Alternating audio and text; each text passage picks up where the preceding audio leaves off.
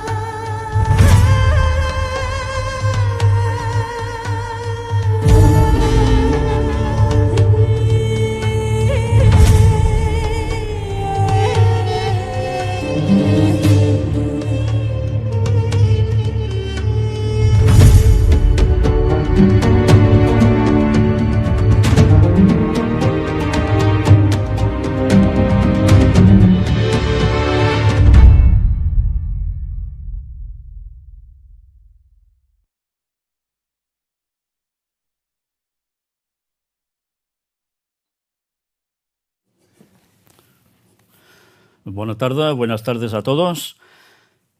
Si os habéis fijado en la música y habéis visto que iba de países, ¿os habéis fijado que eran 3 países en concreto?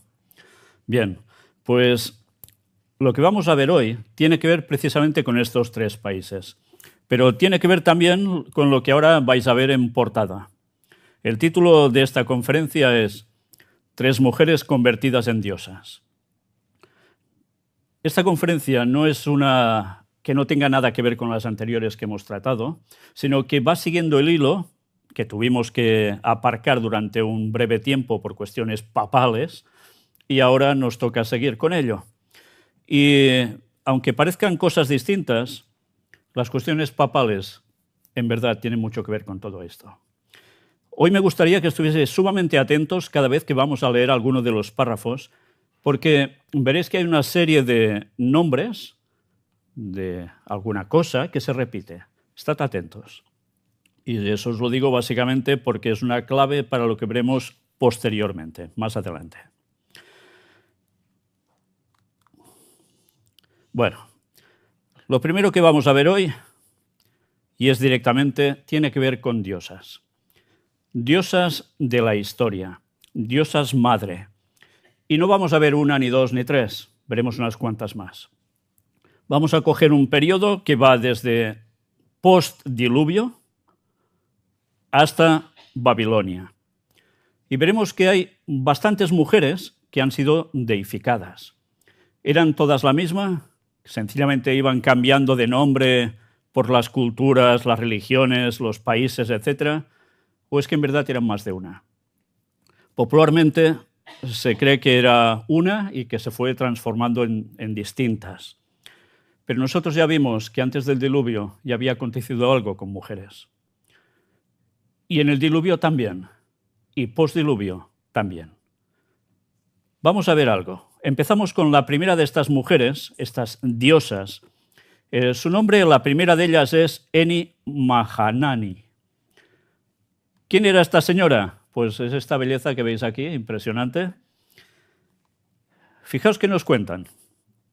Eni, madre de los dioses. Según la cantidad de veces que aparecen las inscripciones licias que se conservan, Eni ocupa un lugar destacado dentro del sistema religioso licio. Aunque las inscripciones no aportan información sobre su mitología, sus epítetos comunes describen su carácter de diosa. A menudo se la denomina Eni Mahanai, o madre de los dioses, lo que la vincula directamente con la madre de los dioses lubita, Anis Masanasis. Por lo tanto, los orígenes de Eni probablemente se remontan a una diosa madre Anatolia, esto es en Turquía, prehistórica o anterior a la Edad del Bronce, la misma divinidad femenina identificada en Cataluyuk, que se convirtió en Cibeles en Anatolia Occidental y Artemisa en Éfeso. Fijaos que nos va citando distintas mujeres, distintas diosas, pero dicen que parece ser que todo tiene un origen común. Además de ser una diosa madre, Eni también es una divinidad localizada. Algunas inscripciones se refieren a ella como Eni Klai Ebiyei, o la madre de este santuario. El Kla, santuario más notable de Eni, es en Letón, a las afueras de Xantos. Este santuario probablemente data de finales del segundo milenio antes de Cristo y fue de gran importancia para los licios, especialmente en el periodo helenístico, cuando se convirtió en el santuario nacional de la Liga Licia. ¿Os dais cuenta en qué fecha está datado? 2000 antes de Cristo. O sea, ¿cuántos años haría desde nuestra época? Unos 4000. Si fuera unos 4000 años, ¿en qué momento de la historia nos va colocando? ¿Antes o post-diluvio? Post-diluvio, no anterior al diluvio. Esto es sumamente interesante con lo que ya hemos visto en anteriores conferencias. Dice que el santuario recibió su nombre en el periodo helenístico tras la introducción del culto a Leto y sus hijos, Apolo y Artemisa. Fijaos que nos está hablando de una serie, de una mujer que tiene dos hijos, son dos hermanos, y nos da el nombre, Apolo y Artemisa. Por tanto, ya podemos empezar a pensar, si esta diosa es la madre, tiene hijos y hay una hija, ¿a quién estará haciendo referencia esta divinidad? ¿Y las siguientes son la misma persona? ¿Son la misma mujer? Ya vemos que aquí algo no cuadra. No son la misma mujer. Hay más de una. Y en este caso, como no, deificadas. La mayoría de los eruditos coinciden en que Letón pertenecía originalmente al culto de Eni, o Anis Lubita, pero que más tarde se asimiló a Leto tras su introducción en Licia. En la década de 1970, el arqueólogo G. E. Bin descubrió una escultura antropomórfica, probablemente de finales del siglo VII a.C., en el Letón. La descripción de Bin dice: la curiosa figura de piedra fue encontrada yaciendo sobre un seto de espinos. Mide 90 centímetros de altura, la que habéis visto antes, No es ni estatua ni busto, y está cortada justo por encima de las piernas. Se ha prestado especial atención al rostro. Las orejas y los brazos son meros bultos sin forma, la espalda es plana. La estatua en sí es claramente una mujer, con el cabello recogido en una especie de pieza. Los ojos, las mejillas y la nariz están exagerados, de modo que ocupan la mayor parte del rostro redondeado. El erudito Farisik argumenta que la estatua es más probablemente una imagen de culto de Eni y que su apariencia arcaica e inacabada es en realidad una forma de arte anatolia común que se remonta al periodo neolítico. Se han encontrado estatuas similares de Cibeles y otras diosas anatolias en Gordion, Keskaya y Atusa. Su descubrimiento en Letón refuerza la idea de que la estatua podría haber tenido valor de culto y que representaba a la diosa madre Licia asociada con el santuario. Por tanto, esta señora tenía una gran importancia, deificada y adorada. Vamos a ver Leto, que aquí aparecía citada. ¿Veis esta señora? Lleva 2 criaturas. ¿Quién era? Leto es una titánide y la madre de los dioses Apolo y Artemisa en la mitología griega. ¿Sabéis? Cuando se habla de titanes, se habla de gigantes. ¿Por qué se hace esta separación entre unos y otros? Todos seres enormes. Pues precisamente cuando se hace referencia a titanes, tiene que ver con los que vivían antes del diluvio, que eran gente enorme. Los posteriores, gigantes. ¿Por qué? Con esto ya sacamos algo en conclusión. Esta señora madre, la Leto, tiene 2 hijos, Apolo y Artemisa. Y Artemisa, ya lo vimos en su momento y lo seguiremos viendo más, pasa a ser conocida como Artemisa aquí, pero anteriormente tuvo otro nombre. Y eso ya lo iremos viendo. Por tanto, ya vemos que hay una madre, que es una diosa, pasa a tener 2 hijos, y son dioses, considerados dioses. Los hijos gemelos de Leto fueron el resultado de un encuentro amoroso con Zeus, y para evitar la ira de su esposa Hera, la titánide se vio obligada a dar a luz en la remota y estéril isla de Delos. La diosa, que no intervino en muchos otros mitos, tuvo varios santuarios dedicados a ella, especialmente el Letón de Janto, en el actual sur de Turquía. También aparece en el arte griego, sobre todo en escenas que la muestran junto a sus hijos más famosos. Para los romanos, la diosa era conocida como Latona. Fijaos cómo van cambiando de nombre dependiendo de los lugares. Y mirad el relieve que veis aquí, Leto luchando contra gigantes. Por tanto, ¿a qué época nos está llevando todo esto? A la época en que aún había gente de gran altura. ¿Es solo un mito? ¿Es una forma de decir tonterías y ya está? ¿O estaba basado en hechos reales? Cuando ya sabemos lo del relato del diluvio, como antes eran gigantes y después del diluvio durante un tiempo también seguían siendo gigantes y luego ya fueron bajando de altura, vamos ya captando dónde podemos ubicar a estas personas. Aquí tenéis el nacimiento de Apolo y Artemisa.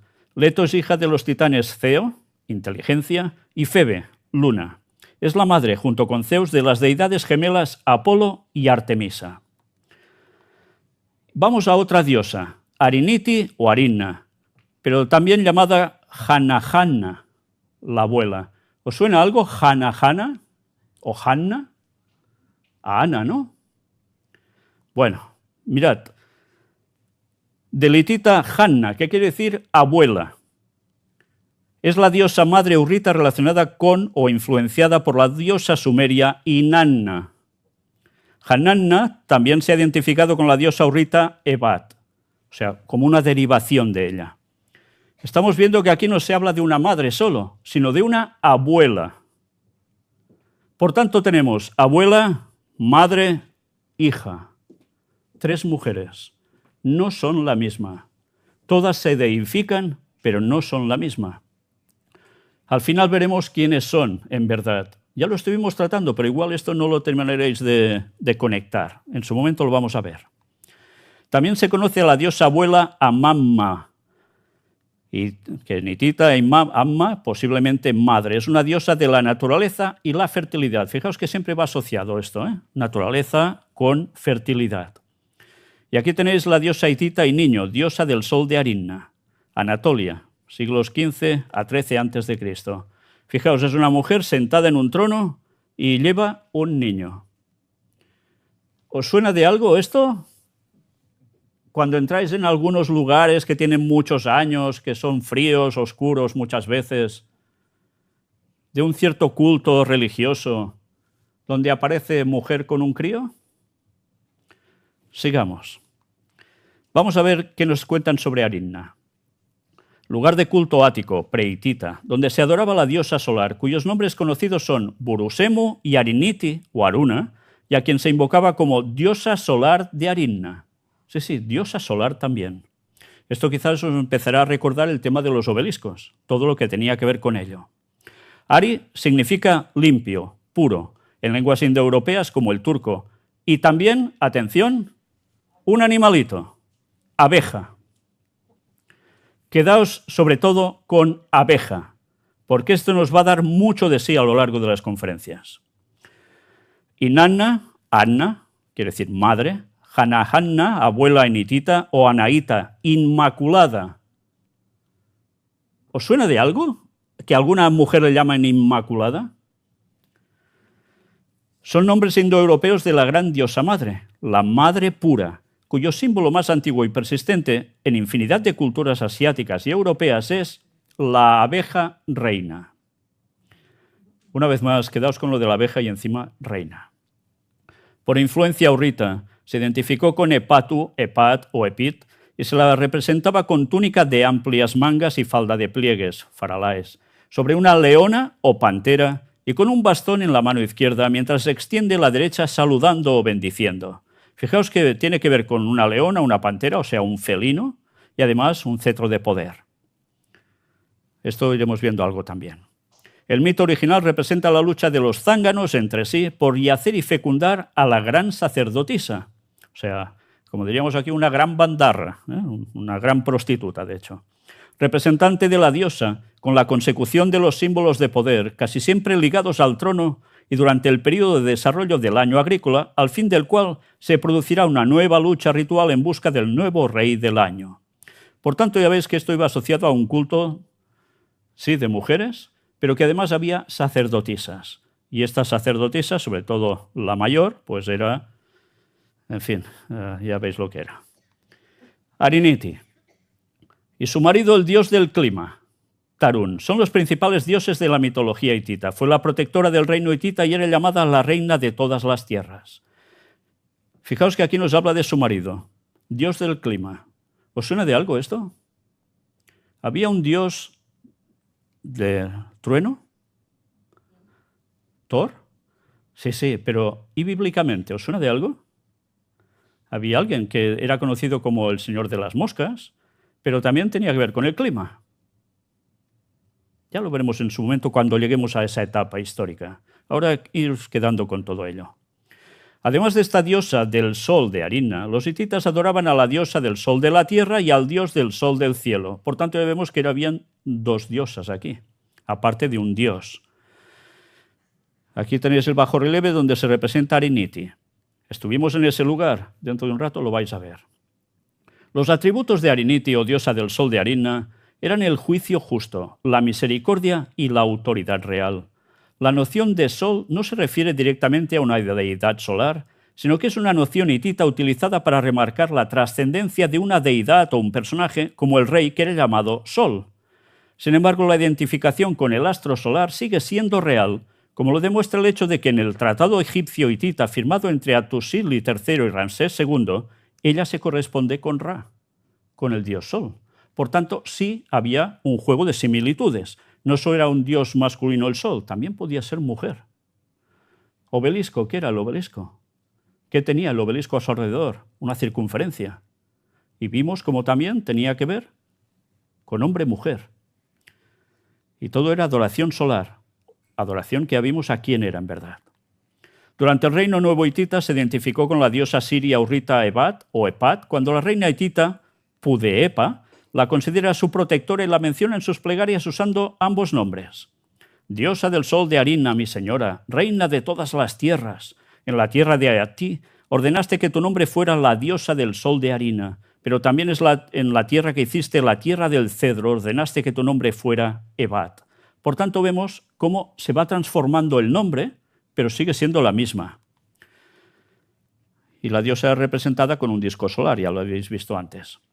Vamos a ver ahora el vídeo, precisamente cuando estuvimos en este lugar. ¿Sabéis? Este lugar es impresionante. Pero ¿sabéis lo más impresionante de este lugar? Es que hasta hace unos cuantos años no se conocía que existiera. En la Biblia habla del pueblo hitita.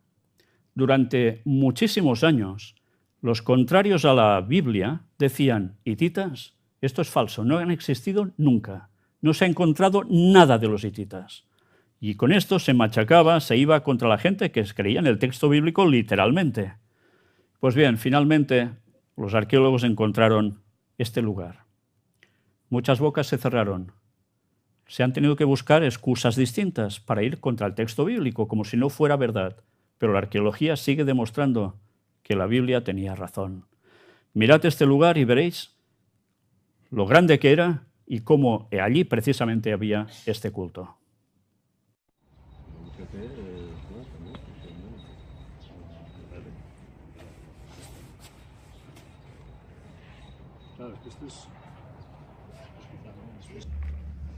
Y esta es la entrada oficial a lo que era la población.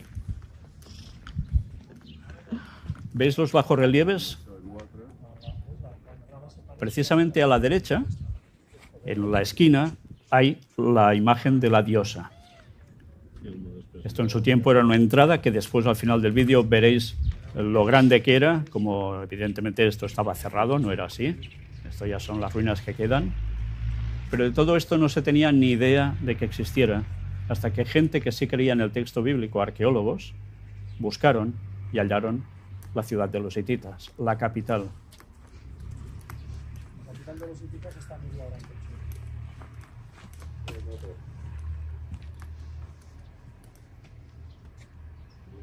Por cierto, deciros que había unos perros, 3, si no recuerdo mal, aquí veis uno de ellos, súper simpáticos, que no nos dejaban por ningún sitio. Muy, muy simpáticos, desde luego, muy simpáticos. En Turquía siempre hemos notado que la zona de donde vayas, los perros son súper contentos, felices a tu lado. ¿Veis los relieves? ¿Os habéis fijado que había un águila bicéfala también?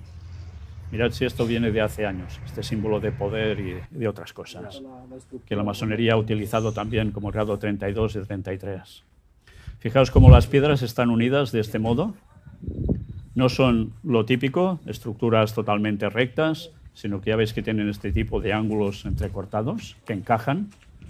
Todo esto se dice que se hace especialmente para zonas sísmicas, que así tienen muchísimo más resistencia. Pero desde luego los encajes son maravillosos. Toda una panorámica para que veáis que el lugar es extenso.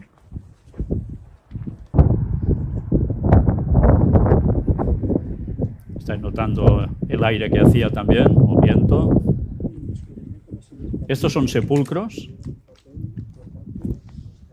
Aún si te acercas puedes ver cómo eran enterrados, la disposición de los esqueletos, con qué los enterraban, objetos.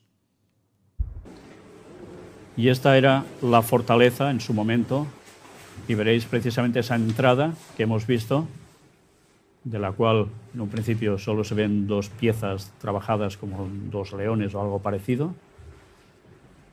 Y así es como creen que era originalmente. Era enorme, no era nada pequeña. Esta es la entrada en cuestión. Bien, pues aquí era donde precisamente veía el culto a esta diosa. Y en ese lugar, que había todo ese culto, también fue derivando hacia otros lugares, cogiendo otros nombres. Y eso es lo interesante cuando empiezas a tirar del hilo, porque veréis hasta dónde nos va a conducir todo esto. Ahora vamos a ver la diosa madre de Çatalhöyük, o Çatalhöyük. Es un lugar muy curioso, pero hay 2 tipos. Esta que veis aquí es la diosa madre, que dice es una copia de una figura de más de 4.000 años encontrada en ese lugar, en la actual Turquía. Representa a la diosa madre, también a la diosa de la fertilidad, va todo siempre unido. Aquí la veis en distintas posiciones, ya veis que delgadita no era precisamente la señora, o al menos la pintan así, pero ya sabéis por qué. Quería decir fertilidad, mucha reproducción. Y esta posición es algo muy característico que hemos notado, y es que muchas diosas siempre se van sujetando los pechos. Bueno, ¿qué significa esto? Pues una vez más, el tema de lactancia, el tema de reproducción, fertilidad. Hay otra, también en el mismo lugar, Ana Tanrica, o Ana Tanrisa. Tan rica no sé si lo sería, pero bueno, depende de los gustos. Aquí la tenéis. Fijaos que dice, diosa madre dando a luz, sentada en su trono con 2 reposabrazos en forma felina. ¿Os dais cuenta? Esta señora en medio está pariendo, está teniendo una criatura. Está sentada entre estos 2 felinos Y es la misma figura que tenemos ahí fuera, en el museo, que aquí la tenéis. Esta es la imagen ya en el museo. Cuando estuvimos en el museo la vimos también allí. Estuvimos en la población también en concreto para ver de dónde estaba extraída, etcétera, etcétera. Mirad los dos felinos sentados o de pie al lado de ella allí sentada en medio. Ya veis que su forma física no era excelente, precisamente. Bien, pues esta es el lugar, el emplazamiento de Çatalhöyük, tal como creen que era inicialmente. Cuando nosotros estuvimos era una colina que estaba tapada con toda una edificación que hicieron, un techado, y no era sumamente extenso, pero había también al lado población, donde había casas que incluso las habían reacondicionado y las habían copiado de cómo podían ser originalmente. Curiosamente entraban por el terrado, más que por las puertas, entraban por los terrados. Fijaos que nos dice aquí, el arqueólogo Oder, digámoslo bien por si acaso, explicó en una entrevista en Turkish Daily News publicada en 2008. En la excavación aparecieron figuras femeninas, figuras masculinas y símbolos fálicos. Una vez más, nos damos cuenta cómo todo va asociado a lo mismo.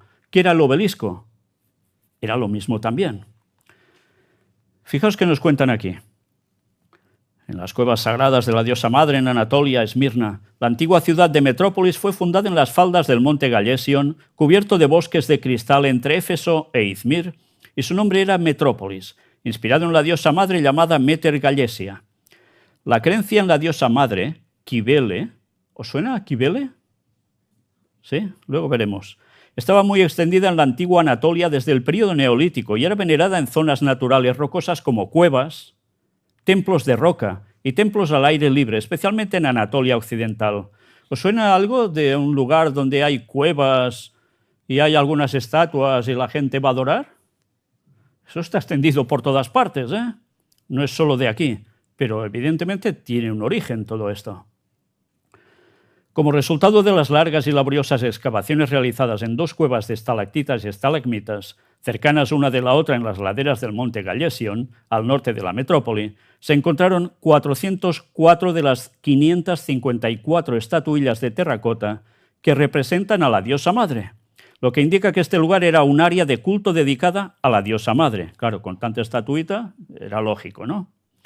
Por tanto, había mucho culto de esto, no era una cosa vana, trascendente, intrascendente, básicamente. Mirad esto porque ahora viene algo muy curioso. Y esto es otra clave que ha pasado muchas veces desapercibido. Diosas madre e hija y dos matrimonios. Eran mujeres, tenían maridos. Mirad esto. Y este artículo es muy interesante, tiene que ver con cuestiones arqueológicas. El universo y los fundamentos históricos de Alevi y Bektashim. ¿Qué veis en esta figura? Ahora lo veremos más ampliado.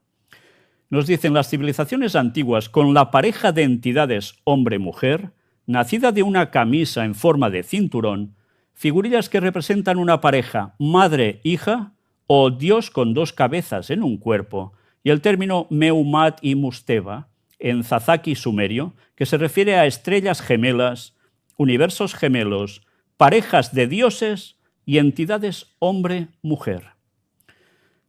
¿Sabéis? Cuando aparecían este tipo de figuritas, había gente que decía, estos son siameses. Que ya en la antigüedad existía gente con dos cabezas. Mirad esta figura. ¿Podía ser un siamés normal de dos cabezas? ¿No veis cuatro cabezas en un solo cuerpo? Pues esta es la explicación que durante muchos años había pasado desapercibida y se asociaba mal. El término sumerio para gemelos o un par de seres es mastabba, que con el tiempo tomó la forma de Musteba y Mustafa. Mientras que en el alevismo anatolio el suegro y el yerno no pueden ser compañeros, en el Islam aleví se aceptan como compañeros figuras históricas llamadas Mahoma y Ali. En el ritual de hermandad descrito en la orden de Kafir y Sadiq, a petición de Gabriel, Muhammad declaró a Ali como la verdad de Dios, y ante la invitación de los compañeros para probarlo, Muhammad tomó a Ali bajo su camisa y se afirmó que se vio a los dos unidos en un cuerpo como un ser de dos cabezas. ¿De dónde saca esto el Islam? Pues precisamente, una vez más, de culto pagano. De culto pagano, como la piedra que veis al lado trabajada con esas formas. Entre las figurillas con forma de ídolo, obtenidas de las excavaciones de Anatolia, las figurillas dobles y cuádruples colocadas debajo de la camisa kemerbest y el tarik se encuentran entre los ejemplos antiguos del ritual relacionado con las parejas de seres unidos en un cuerpo y las parejas compañeras colocadas bajo el sudario blanco y el tarik. Mirad esta imagen. Bueno, un poco graciosilla suena, ¿no? Parecen dos hongos encima de un planeta, no sé. Está lleno de ojos. Pero es que hay dos ojos y dos ojos en cada figurilla de arriba, pero en la redondita que veis, lleno de ojos. Quiere decir que allí ha habido mucha descendencia, muchos hijos. Mirad esta otra. ¿Qué veis también? Lo mismo de arriba, pero ¿y abajo? Fijaos cómo ya se ve una figurilla que es lo mismo, pero en pequeñito. Y lleno, sí. Esta otra también es curiosa. De una misma pieza, dentro lleva dos. Pues todo esto podía indicar claramente que eran parejas de dioses, matrimonios de dioses, pero también podían ser madre, hija. Aquí vemos 4, ya veis. Pues mirad esto, y esto os lo digo por algo. Cuando hemos notado a lo largo de las conferencias presentadas anteriormente cómo había una dinastía de mujeres que estaban puestas en sociedades secretas, estamos viendo que hay todo un linaje. Y ese linaje se fue convirtiendo en deidades. Mirad ahora, diosas madre e hija de Catalhoyuk. Es la figura que hemos visto antes, que podéis ver allí en el museo que tenemos. ¿Qué veis aquí de característico? Sí, vale, se ven dos cabezas en un mismo tronco, un mismo cuerpo. Pero ¿qué veis que hay entre los brazos que están puestos así cruzados? Pechos. Mirad la figura original, es esta, es de mármol. Aquí lo veis mejor. ¿Son dos hombres? No, son dos mujeres. Y es lo que era la explicación de madre e hija como diosas. Por tanto, todo nos está indicando que no es que ha habido una señora que se convirtió o la divinizaron y fue pasando a través de la historia, sino que fue más de una y eran del mismo linaje. Diosa madre de Anatolia. Mirad esta otra señora aquí graciosa con estos ojos rasgados, también encontrada en Turquía de unos 4000 años. Diosa también de la fertilidad. Estas otras que veis también, que parecen muy africanas, ¿no? Bueno, pues también son de la zona. Fijaos una vez más la posición de las manos, ¿dónde las tienen? Como sujetándose los pechos, por todo el significado que os he dicho antes. Ahora la diosa madre de Karaman. También parece un pequeño Buda, ¿no? Pues hallada en Khan Hasan, en Karaman, en Turquía. Figuras femeninas. Si vais al museo donde estuvimos, donde había esa señora entre dos felinos, está lleno de estatuillas de diosas, lleno. Aquí hay un artículo que vamos a extraer algo, la madre tierra de Anatolia. Mirad estas figuras, todo están marcados como diosas. Ya veis, una vez más, el tipo de diosas, ¿no? Incluso, ya veis, por parejas. Vamos a ver la diosa sentada con felinos en Anatolia. Mirad qué curiosa también. ¿Por qué felinos? Porque es la señora relacionada con felinos, con animales. Estatuilla neolítica dicen que representa a una diosa sentada sobre un felino, sosteniendo a otro más pequeño sobre su pecho. Bien, algunos dicen que esto es una representación de una señora que veremos justo al final, que le daba por dominar animales. Otra interpretación es que alguien estuvo en el arca con animales y no le pasó nada y salió de allí y era como una diosa que dominaba animales. Bien, sigamos. Diosa solar de Kultepe, en Anatolia, Turquía. Mirad la explicación. Pasando la edad de bronce a finales del cuarto milenio antes de Cristo, la diosa madre ahora estaba asociada con el sol, como podemos ver en los hallazgos en Kultepe, cerca de Kayseri, en Capadocia, donde la diosa del sol y su familia habían llegado a dominar el panteón. Por tanto, eran diosas con familia. ¿Esto era una trola, un invento o realmente tenía una base? Bueno, pues aquí tenéis a esta diosa en cuestión, que también la tenemos en el museo para que la podáis ver. Y bueno, con sus ojos graciosos y saltones, ¿qué hace también con sus manos? El mismo movimiento, sujetarse los pechos. Hay un cierto patrón, ya veis. Una Venus llamada de Willendorf, o le llaman Venus porque es como les conocen a estas diosas. Aquí la tenéis, tampoco es que estuviera muy delgadita en cuestión. Hablan de unos 4.000 años y fue encontrada en Willendorf, en Austria. Fertilidad como diosa de la tierra también. Aquí la veis en distintas posiciones. La cabeza le veis algo raro, ¿no? Bueno, una vez más, como antes hemos visto, como toda una rejilla alrededor de su cabeza. Diosa hitita. Aquí tenéis también esta, que fuera tenemos algo parecido. Encontrada en Asonaglán, hace, dicen, 2000 años antes de Cristo, diosa madre. Figura femenina de Electro y Oro, 2600 a 1900 antes de Cristo, edad del bronce antiguo. Bien, también es una mujer. Esta de gorda no tiene nada, ¿eh? Todo lo contrario. Diosa madre de Oroztepe. Esta la tenemos también ahí fuera. Es una mujer extraña, ¿verdad? Los ojos que tiene sorprenden. Pero ¿qué lleva también? Dicen que tiene unos 4000 años, allí en Oroztepe, diosa madre, diosa de la fertilidad, y ahora lo podéis ver también aquí, una réplica aún mejor. ¿Y qué tiene? Está amamantando, símbolo de fertilidad, se cree representa a la diosa madre. Ídolo femenino de las Cícladas. Por cierto, ¿os suena algo de ver alguna imagen en algún lugar de una señora amamantando a algún crío? No, ¿no?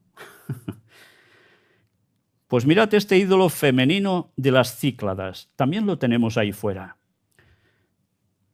Tienen los brazos cruzados justo por debajo de los pechos. También de hace unos 4000 años, encontrada en las Islas Cícladas, en la actual Grecia. Y mirad qué nos dice sobre esta diosa madre, diosa de la fertilidad.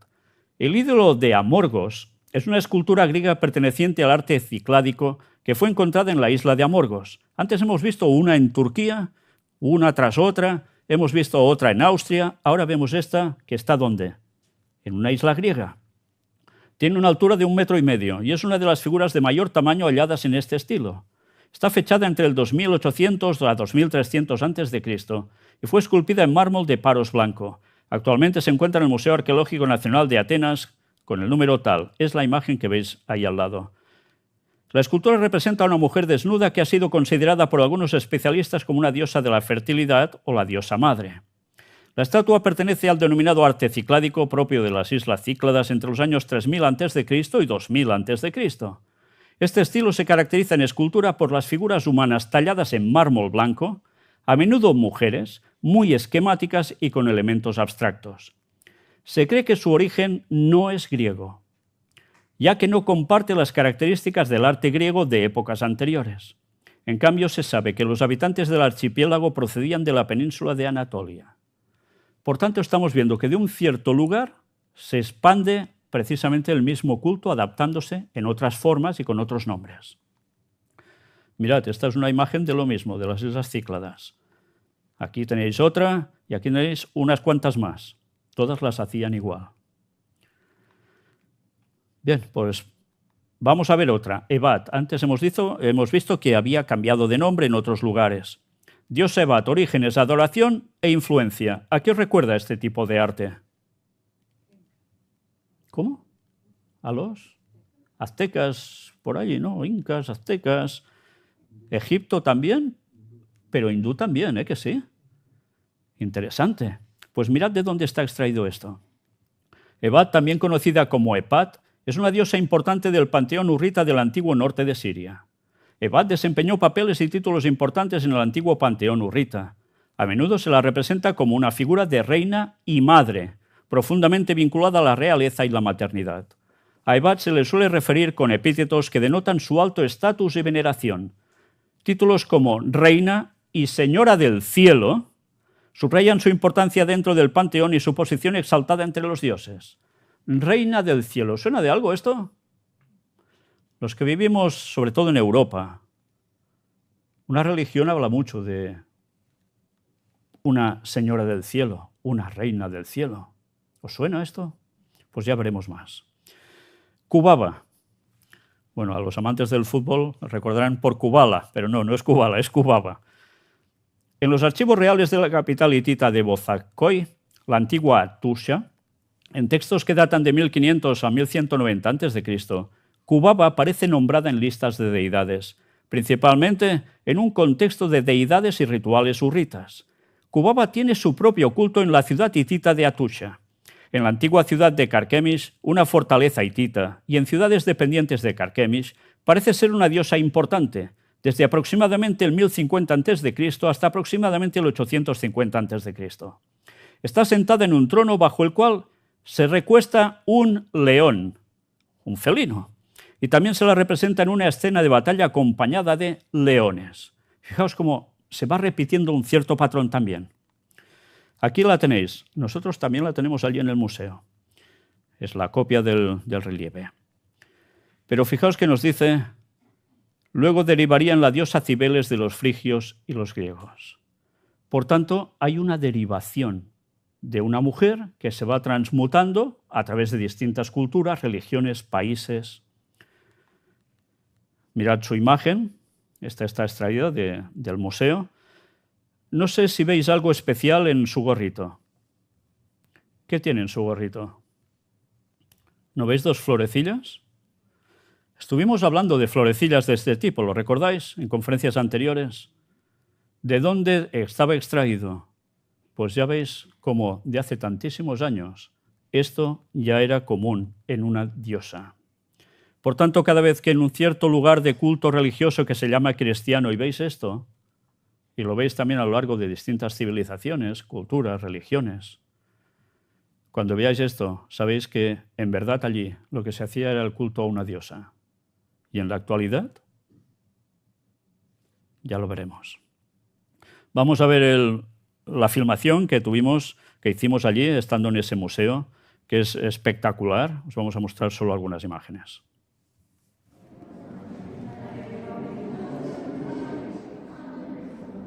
Lleva una granada en la mano, lleva también unas espigas.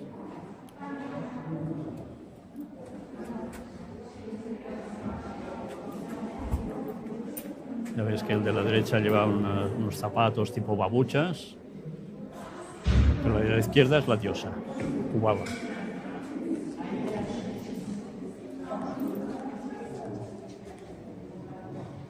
Tiene un buen ojazo también, ya lo veis.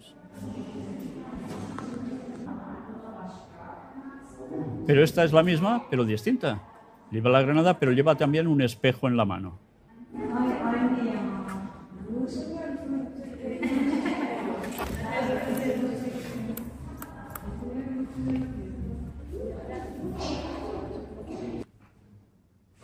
Aquí de nuevo la veis también. ¿Y qué aparece debajo del trono? Ya veis, un león. Por tanto, nos damos cuenta que es una misma deidad que va cambiando en los distintos lugares, en los distintos años. Puede variar de forma, pero siempre hay unos ciertos patrones que son los mismos. Mirad qué nos cuentan aquí. En la mitología hitita, la diosa principal Hepat, diosa del sol de la ciudad de Arinna, fue sin duda una encarnación posterior de la ya antigua diosa madre de Anatolia. Tras el colapso del imperio hitita, los frigios, que hemos estado en esa zona también, que habían establecido un reino en Anatolia central, también adoptaron el antiguo culto anatoliano a la diosa madre, transformando a la diosa principal hitita tardía Kubaba en la frigia Cibeles. Pues vamos a hablar de Cibeles. Y no vamos a hablar de Madrid, ni del monumento que hay allí, pero que sí está dedicado a esta señora. Aquí la tenéis también. La diosa Cibeles. Representa a la diosa Cibeles de los griegos, también a la diosa madre. La civilización griega floreció de 1200 a.C. hasta el 146 también a.C. está lleno de representaciones de Cibeles. Es quizás la que más hemos visto en toda esa zona, cómo han hecho copias y copias y distintas imágenes, pero siempre de ella. Diosa Cibeles con un león. Bueno, pues aquí la tenéis también sentada. ¿Y qué tiene a los lados? Está sentada como en un trono con dos leones. ¿Os dais cuenta cómo se va repitiendo lo mismo? ¿Por qué en Madrid hay también la Cibeles? Ya sabéis que cuando el equipo de fútbol gana algo de Madrid, va precisamente allí, en la Plaza de la Diosa. Bueno, no serán conscientes, pero lo que están haciendo es como adorar a la diosa allí. ¿Qué tiene el carro que ella lleva? Pues precisamente tiene leones, ¿no? Aquí hay alguien de Madrid, ¿verdad? ¿Verdad que tiene leones? No, no digo que seáis del Madrid, digo de Madrid, que habéis vivido en Madrid. Es que hay que matizar, si no ya ves aquí. Bien, pues esto es lo interesante. Estamos viendo cómo hay un culto asociado a una mujer que tiene que ver con animales, con este tipo de fieras, en definitiva, y que no le hacen nada. Por tanto, si hacemos historia con lo ya presentado, ¿quién podía llegar a ser esta señora? ¿Alguien que estuvo en el arca con animales y no le pasó nada, ¿no? Sería conocida como Naama, la mujer de Cam, uno de los hijos de Noé. Otras hipótesis dicen que no, que es otra señora que vino posterior a ella, su hija, de la cual hablaremos de aquí un rato. Sobre Cibeles nos dice, poco después encontramos a la madre de las montañas Cibileas en Frigia. Cibeles, frigio, matar Cubileia, o Cubeleia, madre cubeleiana, quizás madre de la montaña, era la deificación frigia de la madre tierra. Al igual que con la griega Gea, la tierra, o su equivalente minoica Rea, Cibeles encarna la tierra fértil, una diosa de las cavernas y las montañas. ¿Cavernas y montañas? Una vez más, una diosa que se va a adorar en esos lugares. En Europa eso también pasa mucho, ¿no? Ah, no, no es una diosa por eso. No es una diosa, pero van a estos lugares donde hay figuras de una cierta señora. Y hacen lo mismo. Los muros y las fortalezas, la naturaleza, los animales salvajes, especialmente los leones y las abejas. Una vez más salen las abejas. Y quedaos con lo de las abejas porque diréis, qué tontería, ¿y qué pasa con las abejas? Ya lo veremos en su momento. La Cibeles frigia a menudo se identifica con la diosa hitita o rita Ebat, aunque esta última deidad podría haber sido el origen solo de Kubaba, en Anatolia.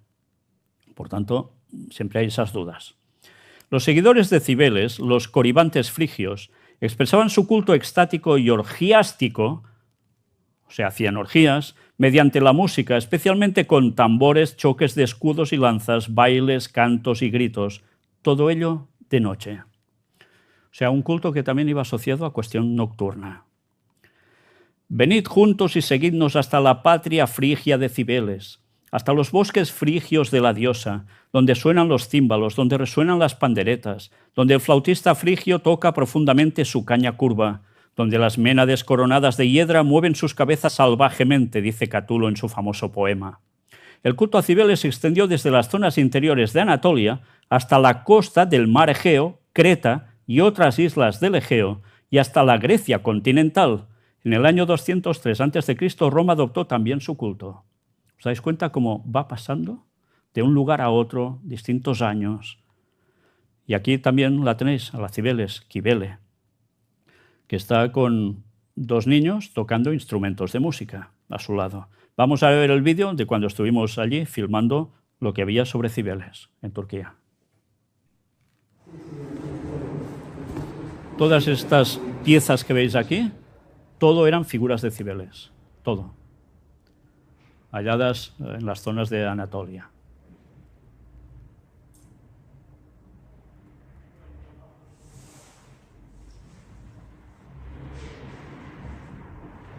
Realmente lo que se denota es que era un culto sumamente extendido. Esta es la imagen que habéis visto antes en fotografía. Ellos han hecho aquí toda una representación de donde fue hallada. Todo esto que veis aquí no es original, es una copia del lugar. Y la figura sí, la figura está ahí. ¿Aguanta algo? redondo, no sabemos si es un fruto, no se puede distinguir bien.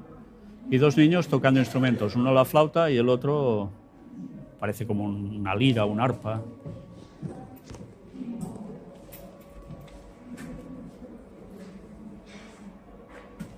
Aquí no tiene precisamente dos leones, sino que tiene dos Y están con criaturas. instrumentos musicales. Están con instrumentos musicales. Sí. Lo habéis entendido bien, ¿no? Instrumentos musicales.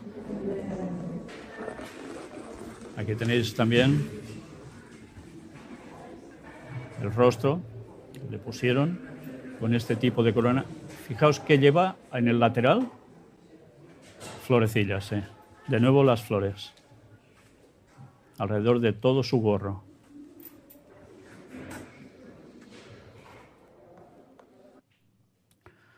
Y bien, vamos a ver más cosas aún. Sobre precisamente Cibeles, mirad qué llegan a decir. Las sacerdotisas de Cibeles griegas se llamaron, aquí aparece la palabra en griego, de melisa, abeja, miel. Más claro no puede ser, siempre relacionado con el tema abeja. Mirad esto. Lo que ahora vemos, después de haber visto todo lo otro, va a ser un repaso fotográfico de varias cosas. Esto es el baptisterio de San Juan de Letrán, en Roma. Estuvimos allí, por fuera, veis que es casi circular, pero fijaos qué segmentación tiene, en cuánto está dividido el techo, cuántas partes tiene la curvatura del edificio. 8. Este es el interior. ¿Qué vemos por dentro? Lo mismo. Todo distribuido en 8 lados. Arriba, ¿qué veis? Lo mismo. Como una estrella de 8 con la paloma blanca en medio. ¿Qué vimos que era la paloma blanca? Lo vimos en conferencias anteriores. Una señora llamada como Semiramis. Algo veremos después. Pero mirad qué hay en las columnas. Justo abajo de las columnas. Un detalle que dices, qué tontería. Pues hay precisamente abejas. ¿Por qué será? Por cierto, sabéis que en este edificio, justo detrás de estas columnas, hay todo un círculo, y allí dentro dicen que era uno de los primeros baptisterios que hubo, porque antiguamente el catolicismo también bautizaba por inmersión, como cualquier iglesia protestante un poco digna, que era como bautizaron a Jesús. Luego lo cambiaron por el otro tipo de ritual que ya todos conocéis. Bien, pues en ese lugar tan cristiano aparece esto, o que se dice tan cristiano. Abejas en la Basílica de San Pedro, en el Vaticano. ¿Qué hacen abejas también allí? Mirad, el famoso lugar, el altar, la parte básica de la iglesia de San Pedro, la Basílica de San Pedro. Ya veis, con esas columnas serpenteantes, nunca mejor dicho. Vamos a ver el vídeo cuando estuvimos en ese lugar filmando y luego veremos algunas ampliaciones.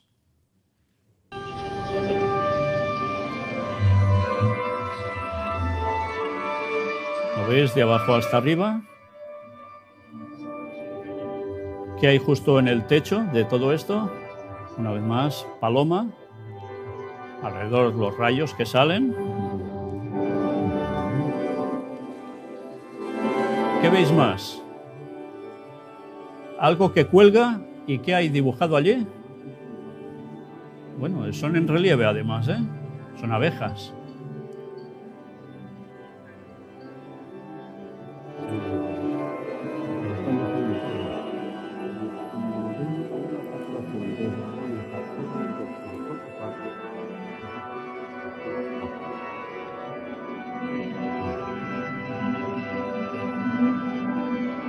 Aquí hay mucha gente, no lo podréis apreciar, luego lo vamos a ver distinto, porque en la base también hay algo, en la base de cada columna.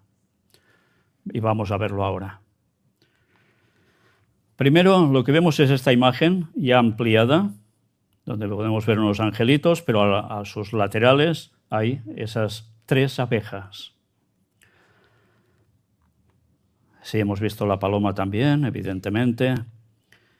Aquí vemos más abejas por todos lados, de 3 en 3.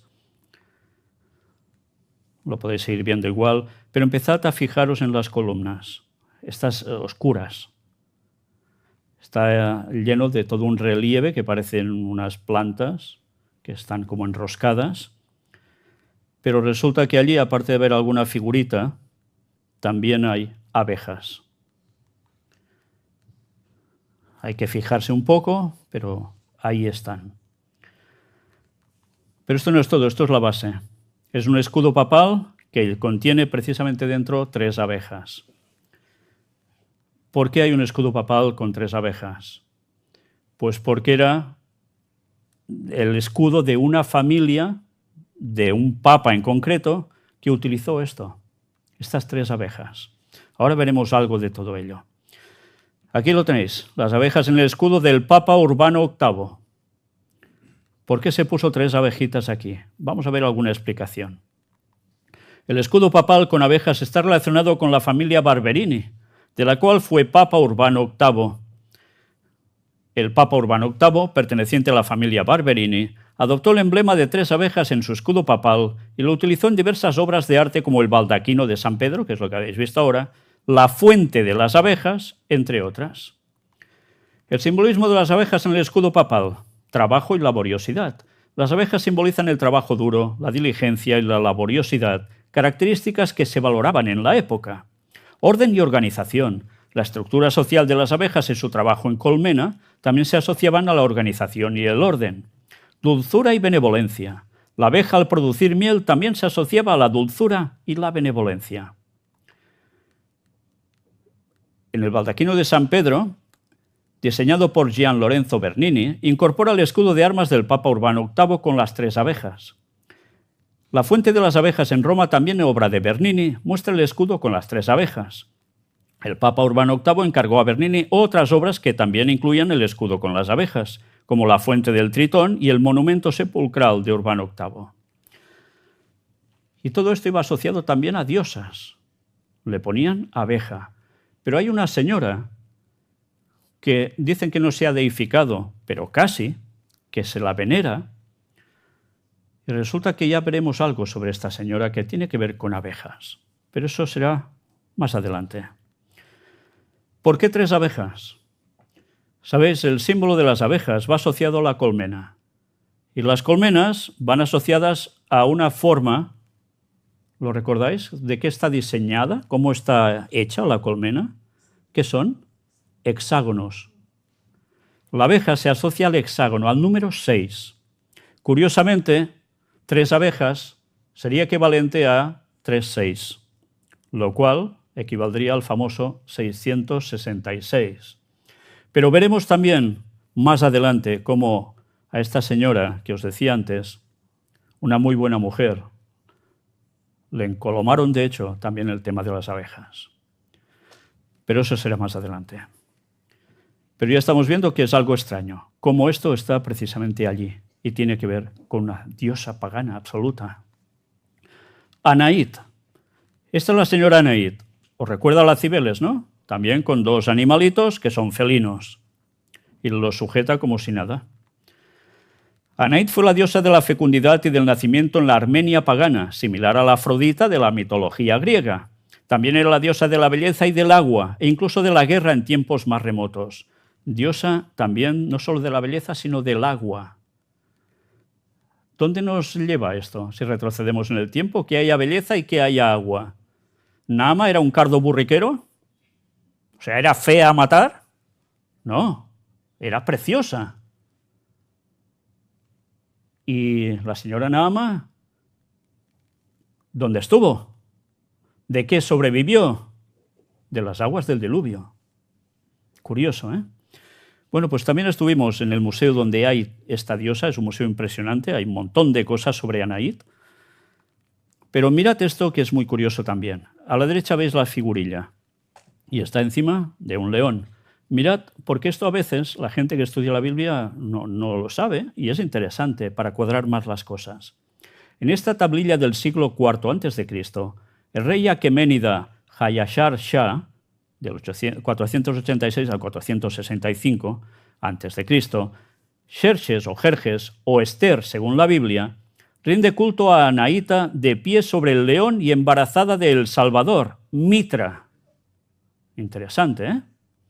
El león y el sol, el símbolo más antiguo de los persas, más de 3000 años, fue con pequeñas modificaciones el escudo en la bandera de Irán a lo largo de la historia hasta la Revolución Islámica de 1979.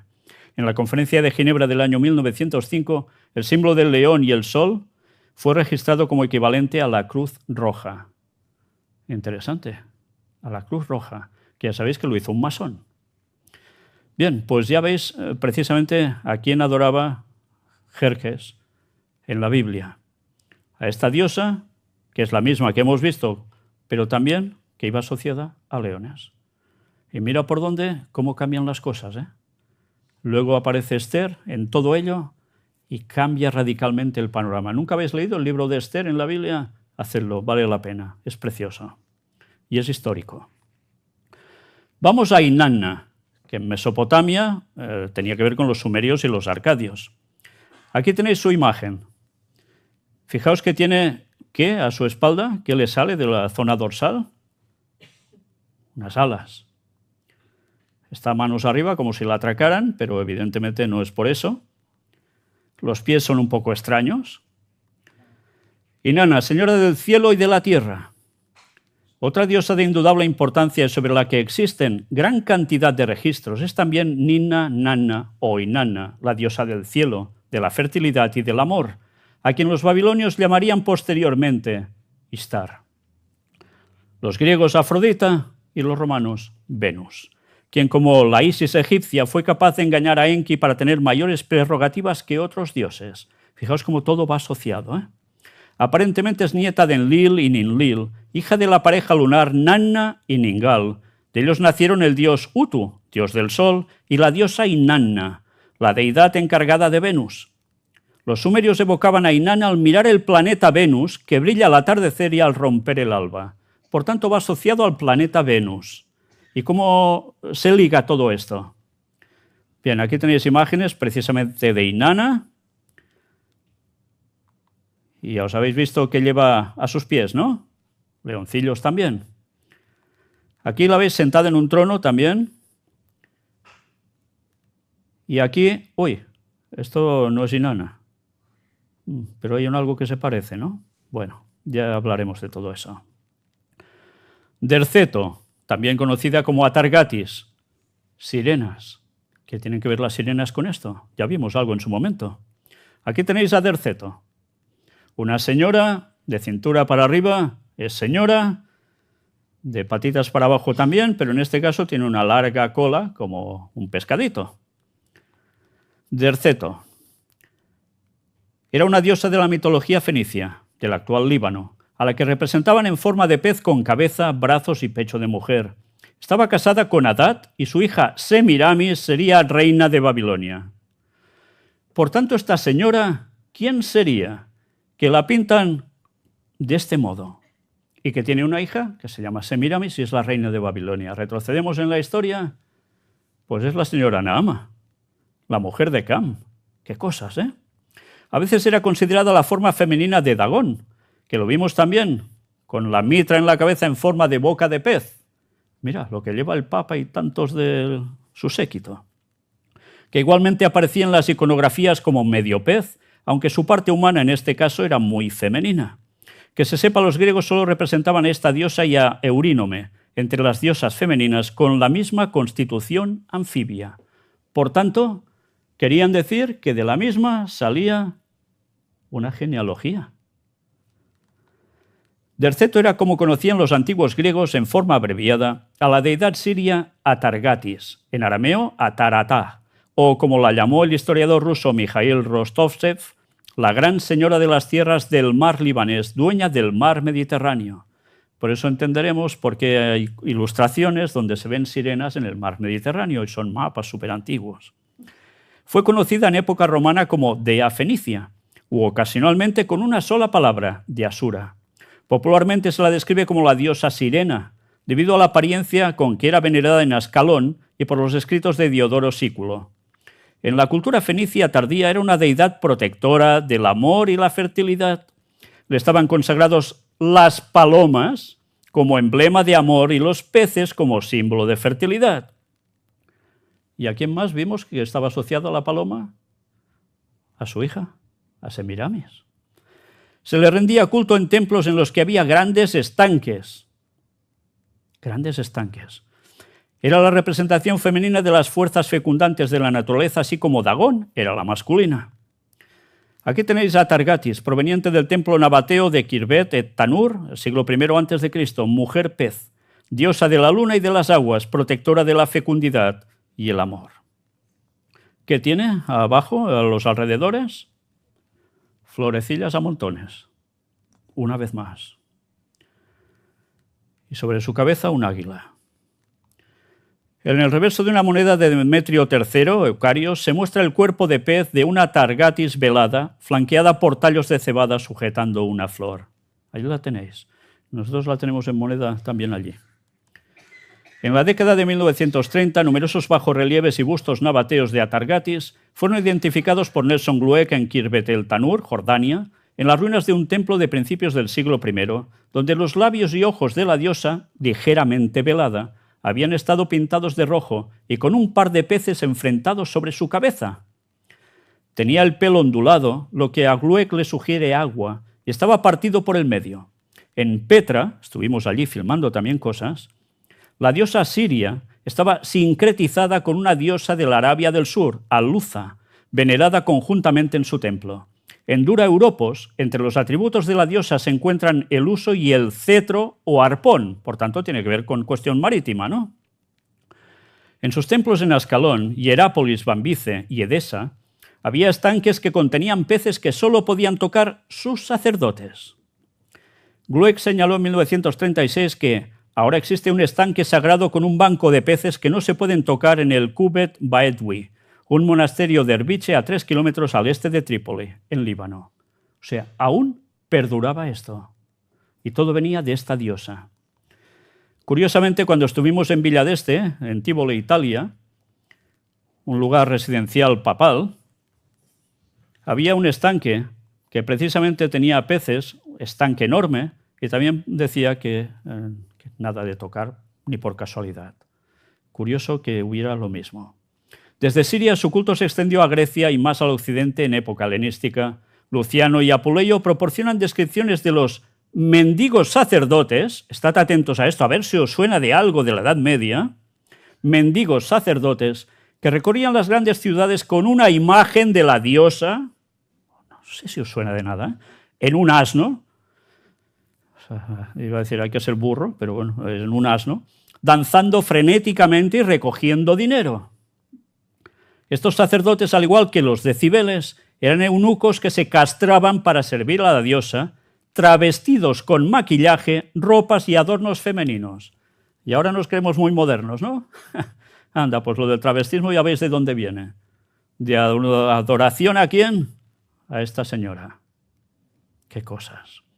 El líder de los esclavos rebeldes en la primera guerra servil, un sirio llamado Euno, afirmó recibir visiones de Atargatis, a quien identificó como la Deméter de Enna. También tenían visiones. Y mira por dónde incluso acertaban. ¿Por qué sería? Porque conocían todo esto. Sirena cola de pez. Aquí tenéis distintas ilustraciones de libros, ya veis de qué años, que aparecen ya las sirenas con su pelo largo, las colas de pez. Fijaos, tocando incluso instrumentos, otra que solo debe cantar, se supone, porque no lleva nada. Aparecen también en jarros, aparecen en fragmentos de un pilar octogonal, esto es en Souvigny. También, esto es en el monasterio de Padret, aquí en Cataluña. También hay sirenas, fijaos que tiene doble cola. ¿Os suena algo esto de una sirena de doble cola y un café? ¿Verdad que sí, no? Una cierta marca. Bueno, pues ya veis de dónde sale todo esto. Y aquí también tenéis precisamente en otra parte lo mismo, una sirena con dos colas. En un capitel también, en Galicia precisamente. Esto es un lugar, ¿de qué religión? Católica, ¿no? Curioso. Esto es en la Villa Farnese, en Caprarola, Italia. Y ya ves, una vez más, este tipo de sirenas extrañas. Y de esto va lleno todo ese lugar. Aquí también. Pero mirad a qué va asociado. ¿Os habéis fijado lo que hay? Todo alrededor, en horizontal y cerrándose arriba como una cúpula. ¿Qué signos hay? Se repite continuamente. Es una esvástica.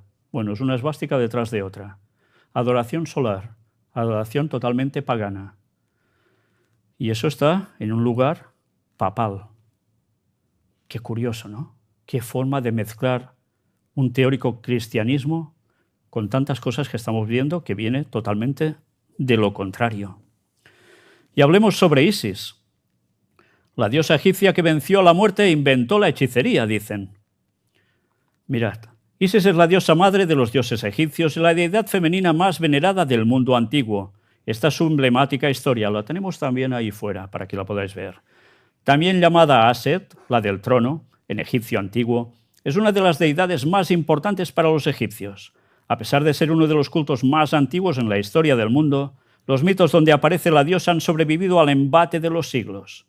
En cada uno, Isis se presenta como diosa protectora y diosa madre, protegiendo a los suyos de Set e incluso trayéndolos de vuelta de la muerte.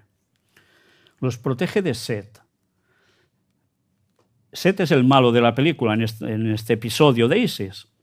Es curioso porque bíblicamente Set resulta que es el hijo que sustituye al que fue asesinado por su hermano, por Caín. A Abel lo sustituye. De hecho, es el hijo de la restitución. Y es bueno. De él sale precisamente toda la parte buena que llega hasta Noé y todo lo que luego ya sabéis cómo sigue. Pues curiosamente le ponen el nombre de Set al malo de la cuestión. Entonces, Isis, ¿quién será? ¿Será una buena mujer en verdad? ¿O será todo lo contrario? La primera reina de Egipto, hermana y esposa de Osiris. Isis fue quien lo trajo de la muerte después de que Set lo asesinara. ¿Os suena de algo todo esto? Cuando hablemos de Semiramis veremos algo de todo ello. Isis y Osiris concibieron al dios Horus. Horus fue el primer faraón de Egipto, pues era hijo de la diosa madre. Horus, si vais por Egipto y veis los museos, veréis que en la estatua, cuando es jovencito, pone el dedo por aquí.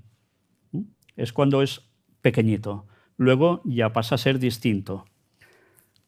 Pero es interesante porque cuando empiezas a saber lo que pasó con Semiramis, veréis que hay un extraño paralelismo, donde todo lo que pasó con Semiramis, con quien tuvo relación, con su hijo, etc., se aplica y se pasa a Egipto con Isis. Es lo mismo, solo cambiando un poco el relato.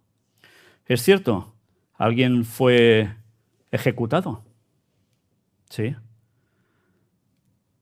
Y resulta que fue muerto de un modo que después fue despedazado y repartido por distintos lugares. ¿No sabéis nada de esta historia? Bueno, si no sabéis algo de esto, empezad a buscar por vosotros mismos y os daréis cuenta que hay un relato que sucedió de verdad y que luego la mitología lo fue transformando y llegó a pintar al bueno, a alguien que cortó con el mal de cuajo porque ya no podía ser más. Y ahora resulta que en las historias lo pintan como el peor de los peores. Ya lo veremos en su momento. Isis era la deidad más popular del panteón egipcio y su culto se extendió por todo el mundo antiguo, al grado de que hay templos dedicados a ella desde Londres hasta Egipto. Sí, y hay un lugar en concreto que también estuvimos filmando allí. Y es una pequeña isla que está en París. Era justo donde allí se encontró un templo dedicado a ella. Y que precisamente arriba se edificó otro, muy conocido por un jorobado. Notre Dame. Interesante, ¿eh? Qué casualidad. En fin, ya iremos hablando más de todo esto. Hablemos de Istar. Todos conocéis esta puerta de Istar. Cuando estuvimos en Berlín pudimos filmarla bien. Es preciosa. Está lleno de animales. Es enorme. era una de las entradas importantes de Babilonia, la puerta de Istar, precisamente, dedicada a la diosa. Sobre Istar o Inanna en fuentes sumerias, por tanto es lo mismo. Es una diosa mesopotámica primordial, asociada principalmente con el amor y la guerra. Amor y guerra, ¿eh? Curioso. La evidencia escrita más antigua que tenemos de una deidad le pertenece a esta poderosa diosa mesopotámica. Aunque no es muy conocida en la actualidad, esta importante divinidad antigua tuvo un papel complejo e influyente en las religiones y culturas del antiguo Oriente Próximo. Y tan potente que ha sido. ¿La veis a la derecha? Lleva un arco con su flecha y que tiene a sus pies, una vez más, un león. Nos suena de lo mismo, ¿no? Ya. En el mundo antiguo es prácticamente imposible no recalcar la prominencia de Inanna Istar. Como era la diosa más emblemática de Mesopotamia, su gran influencia se veía arraigada en muchos aspectos de la vida de sus devotos, siendo venerada a lo largo del amplio alcance geográfico del antiguo Oriente Próximo, durante un periodo de la historia que se extiende por miles de años. Impresionante, ¿eh? Un culto que se ha mantenido por miles de años y extendiéndose. Istar proviene de una época muy temprana en la historia de complejas civilizaciones, con su culto atestiguado en Uruk ya a finales del siglo IV a.C. La evidencia de Istar proviene de Mesopotamia, un área del antiguo Oriente Próximo que generalmente se considera situado geográficamente entre el Tigris y el Éufrates. Aunque existe un debate continuo sobre la extensión territorial exacta de Mesopotamia, se considera que corresponde aproximadamente a los territorios de los actuales países de Irak, Kuwait y partes de Siria, Irán y Turquía. Mesopotamia fue el lugar de muchos de los grandes imperios que existieron en el mundo, incluyendo el acadio, el babilónico y el asirio. Y todos compartían lo mismo. Istar tuvo un impacto significativo en las imágenes y cultos de muchas diosas posteriores. Sí, porque no terminó aquí, ¿eh? Siguieron habiendo diosas, pero seguían siendo las mismas. La propia Istar está relacionada a un cuerpo celestial, Venus, la estrella de la mañana y el atardecer. Curioso, antes hemos visto que también había otra, ¿no? Porque era la misma, Venus. La influencia de Istar en el mundo antiguo desapareció a medida que lo hizo también la escritura utilizada para registrar sus mitos y profecías. También había profecías. Qué interesante. Resulta que también dicen que por distintos lugares se aparece una señora que pronostica cosas que iban a pasar en el mundo. Y a veces huele a rosas. Y a veces se aparece a pastorcillos, a señoras, a algún señor, en distintos lugares, bajo distintos nombres, con algún distinto atuendo. Es la misma. Qué extraño. Bueno, ya veremos más sobre eso cuando lleguemos a ese momento. Ahora quedaos con lo de la estrella. Aquí tenéis precisamente un molde de arcilla de Istar. ¿Cómo la veis? Con unas alas, unos pies un poco especiales, ya veis que un pie muy normal no es. ¿Y sus manos dónde están situadas? En los pechos. Una vez más. Esto también lo tenéis ahí fuera. La reina de la noche. Os puede sonar a muchas cosas, ¿verdad? Bueno, pues sí. ¿Qué tiene a su alrededor? Bueno, debajo de sus pies, felinos. Y a ambos lados de los felinos que aparecen los búhos. Por eso le llaman la reina de la noche. Pero los búhos vimos que iban asociados a qué también. Cuestiones de sociedades secretas, conocimientos, etcétera, etcétera. Más cosas veremos sobre esto. Pero ya veis a qué va relacionado. En los retratos Istar puede ir acompañada de su animal emblemático, el león, y porta armas con frecuencia.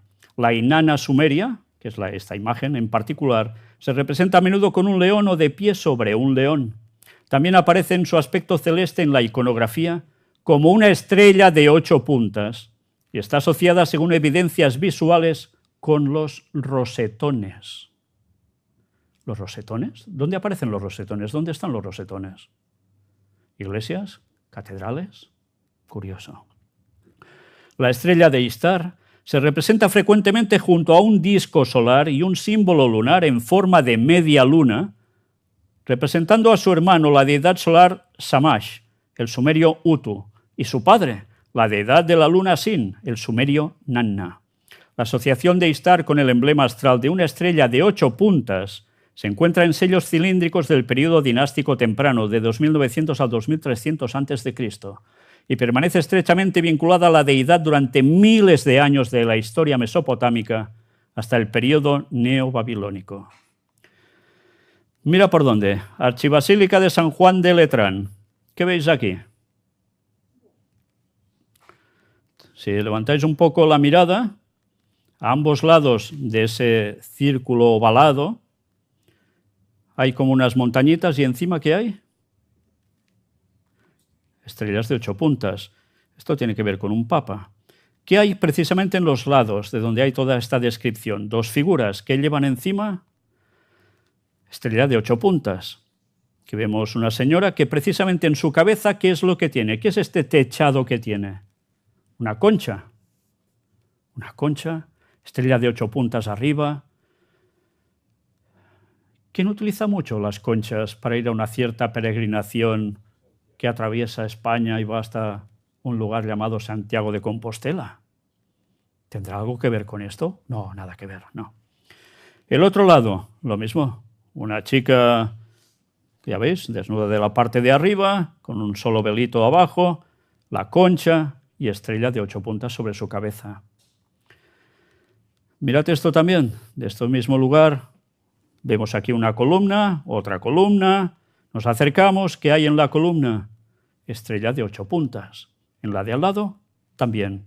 En el techo, un poquito atrás entre las dos, también. Será un adorno solo. ¿La veis bien? Bueno. Basílica de San Pedro en el Vaticano. Esto está allí.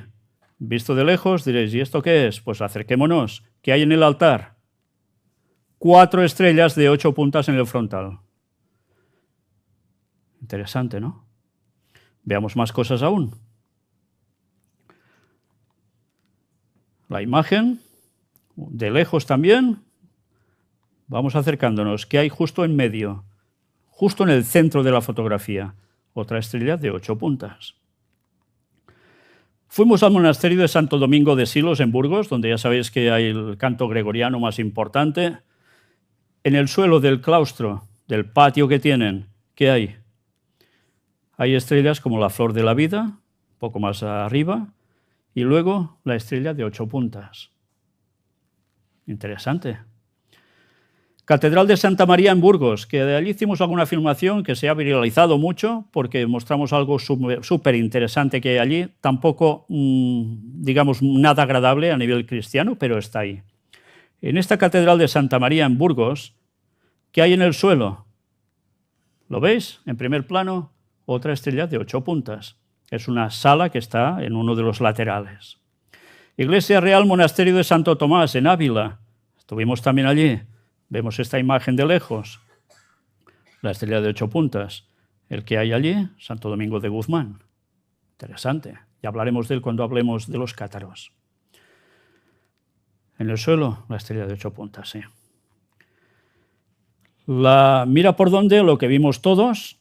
El Papa se ha unido a la procesión tras rezar en las grutas vaticanas y aparece, y ya es el nuevo Papa. Esto se dio hace pocos días, lo vimos todos por televisión. Mientras va pasando por el pasillo central, ¿qué hay en ambos laterales? En un cuadrado negro a cada lado, una estrella de 8 puntas amarilla. Eso está allí. Bueno, no es lo único, hay más grandes incluso en el suelo allí, pero también en el techo. Qué interesante. ¿Y eso tiene que ver con Venus? ¿Tiene que ver con el planeta? ¿Tiene que ver con la diosa? Uf, qué cosas. La diosa a veces se presenta junto con imágenes de escorpiones, como en varios sellos cilíndricos babilónicos. Esta conexión artística con los escorpiones también se puede ver en fuentes literarias, donde Inanna lucha contra un escorpión gigante, tal como lo relata un mito sumerio que relata su usurpación del dios del cielo, An, el semítico Anu. Istar puede verse retratada junto al rey mesopotámico y se la muestra participando en rituales religiosos o ceremonias. Este tipo de escena es célebremente presentada en el vaso sagrado de Barca, un vaso de alabastro tallado descubierto en el complejo del templo de Inanna en Uruk.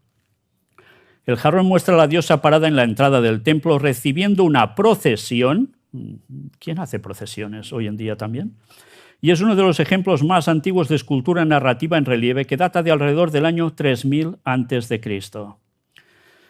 Y dice que relata su usurpación del Dios del cielo. ¡Qué cosas! Impresionante, ¿eh? Este es el vaso sagrado de Barca.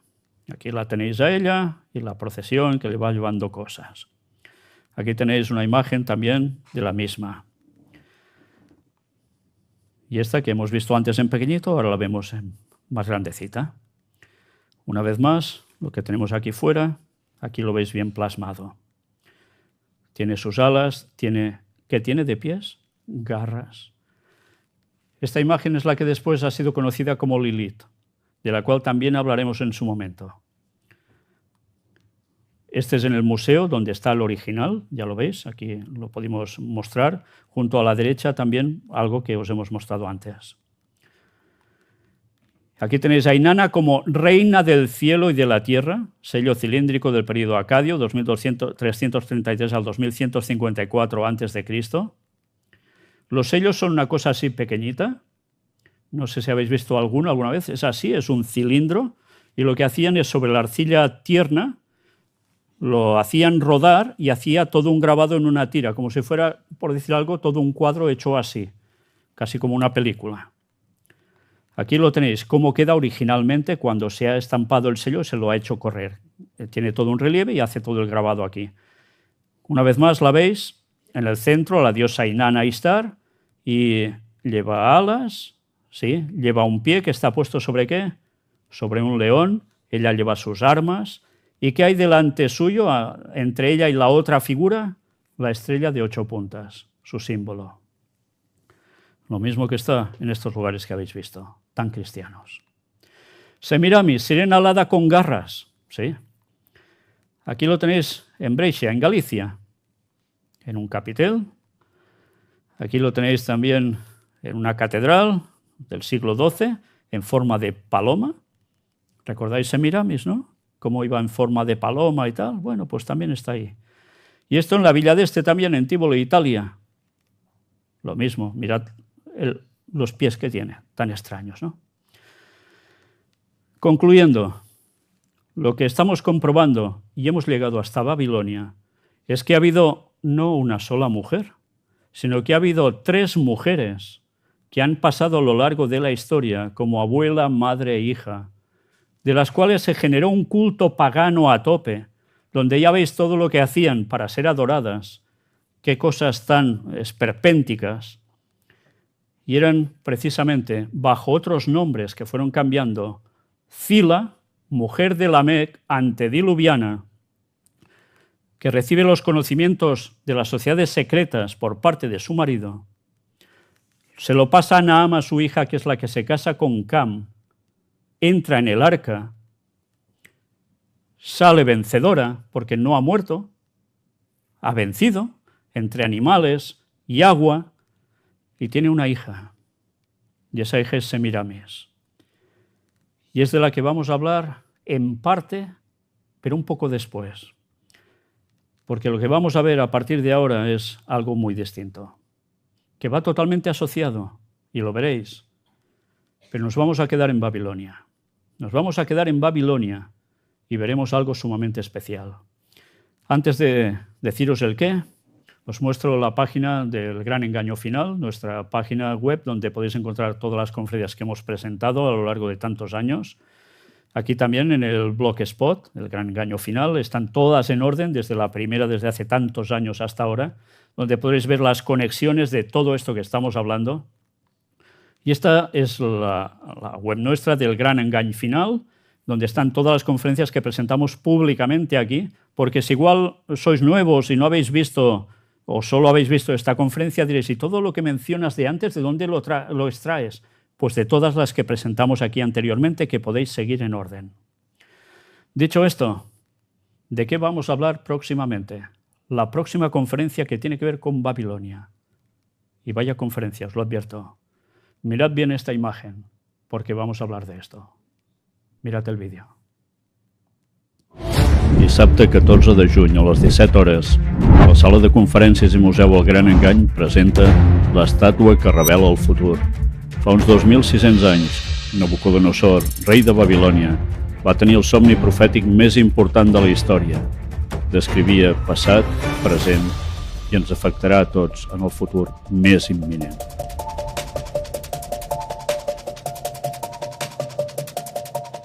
El que mai t'explicaran a les notícies. Carrer Narcís Blanc, 11, Girona. Telèfon 678 64 22 63.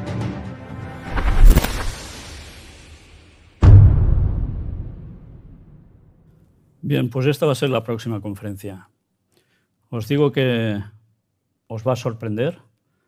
Daremos datos históricos, leeremos un texto impresionante que veréis cómo se ha ido cumpliendo a lo largo de toda la historia, desde Babilonia hasta nuestros días, pero abarca aún un poquito más allá, solo un poquito más allá.